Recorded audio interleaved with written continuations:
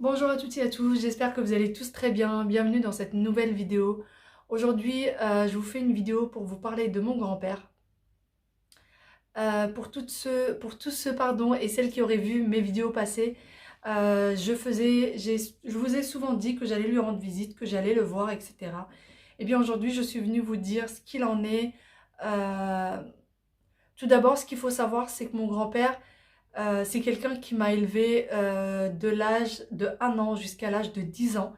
C'est lui qui m'a élevée. C'est lui, enfin c'est mes grands-parents, c'est lui et ma grand-mère qui m'ont élevée. Mais voilà, c'était le chef de la maison, c'était mon grand-père, hein. Je pense que pour toute jeune femme, son grand-père est quelqu'un de très très important. Donc voilà, comme lui l'est pour moi. Donc voilà, je saurais pas vous dire ça autrement que c'était quelqu'un d'exceptionnel, quelqu'un d'extraordinaire. Et c'est quelqu'un à qui je pouvais me confier, quelqu'un, c'était un homme, je pouvais me confier à lui, je pouvais lui dire tout ce que j'ai sur le cœur, je savais que j'allais pas être jugée, je savais qu'il allait m'écouter avec une oreille attentive, et il était comme ça avec tout le monde. Pas qu'avec moi, il était comme ça avec tout le monde. C'était quelqu'un de très attentif, quelqu'un de très tendre, quelqu'un avec un grand cœur. Vraiment quelqu'un avec un très très grand cœur. Donc voilà, c'est un homme qui a pris de l'âge, hein. Comme je vous ai dit, c'est mon grand-père. Moi j'ai 30 ans, donc vous pouvez vous imaginer euh, l'âge qu'il peut avoir aujourd'hui.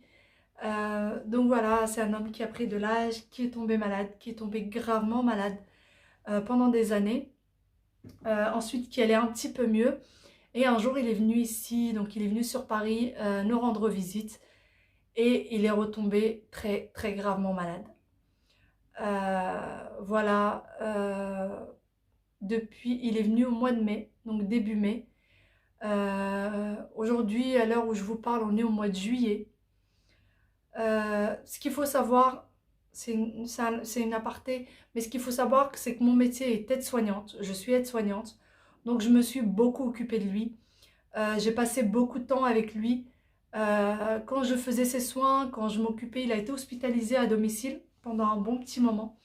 Donc tout le temps où il a été hospitalisé à domicile, je me suis occupée de lui pour ses soins. Et j'ai passé des moments extraordinaires avec lui. Extraordinaires, vraiment.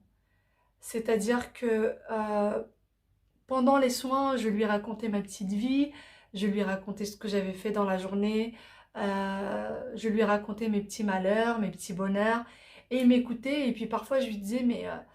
alors, il faut savoir que mon grand-père, je l'appelle papa, je l'ai toujours appelé papa depuis toujours. J'ai toujours su que c'était mon grand-père, mais voilà, je l'ai toujours appelé papa. Et je lui disais, mais papa, je t'embête peut-être, je te casse peut-être les pieds ou quoi, t'es peut-être fatigué, et excusez-moi. Il me disait, mais non, non, non, non, pas du tout, continue, tu peux continuer à me raconter, etc. Donc voilà, enfin, il me disait ça avec un signe de la tête.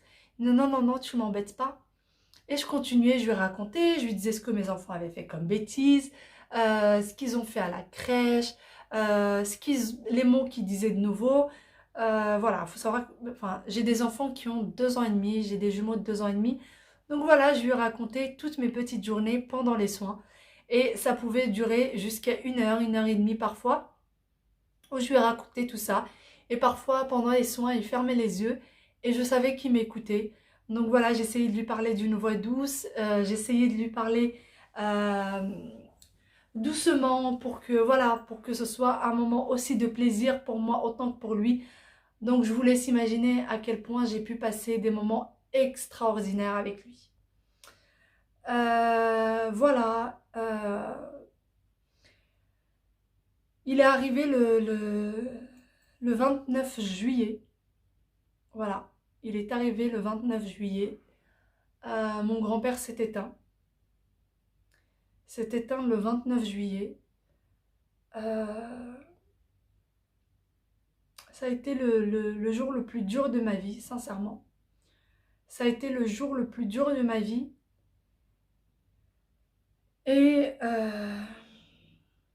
ça a été très très compliqué pour moi. Euh, Ça a été vraiment très très compliqué. Puisque l'une des personnes les plus importantes de ma vie est partie. Il est parti se reposer. Il est parti parce qu'il était trop fatigué. Il est parti parce qu'il n'en pouvait plus. Parce que cette vie devenait trop dure. Beaucoup trop dure. Donc voilà. Sincèrement, je l'ai vu. Il était allongé sur son lit. Il était beau. Je l'ai trouvé beau. Je l'ai trouvé endormi et en train de se reposer. Alors peut-être que c'est une façon pour moi de me consoler, mais quand je pense à lui, je me dis toujours que il est juste en train de dormir et en train de se reposer. Voilà. Il est tout simplement parti dormir et parti se reposer parce qu'il était trop fatigué.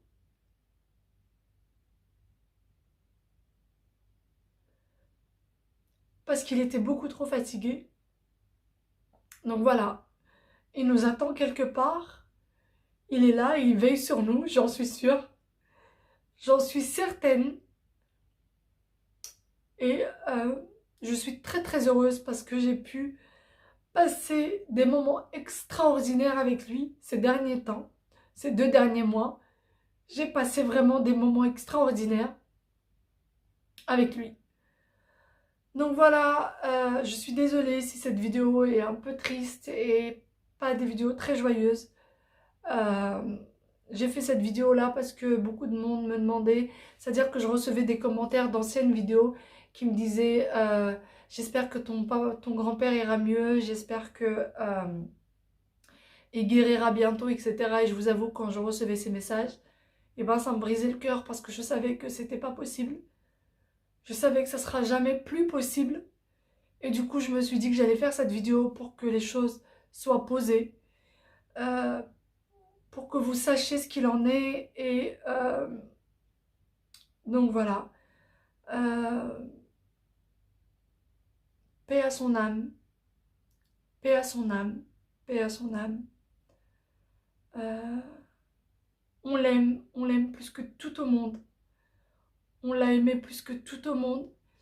Et aujourd'hui, je suis certaine qu'il veille sur nous. Je suis sûre et certaine qu'il veille sur nous. Moi, je vais vous laisser ici. Euh, je vous dis à très bientôt dans une nouvelle vidéo qui sera certainement plus joyeuse,